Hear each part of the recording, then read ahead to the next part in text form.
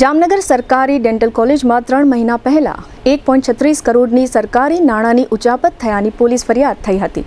આ ચકચારભર્યા કેસમાં કરાર આધારિત એટલે કે રોજમદાર કર્મચારી શોભિત ગર્ગની ધરપકડ કરી પોલીસે જેલ હવાલે કર્યો હતો। ત્યારબાદ વધુ એક આરોપી સુરતના હરેશ વસાવડાની પણ ધરપકડ કરવામાં આવી હતી। ત્યારબાદ બેંક ટ્રાન્ઝેક્શનના આધારે વધુ એક આરોપી હિતેશ પ્રવીણભાઈ ગોટીને ઝડપી પાડ્યો છે। હિતેશ પ્રવીણભાઈ ગોટી મૂળ ભાવનગરનો વતની છે।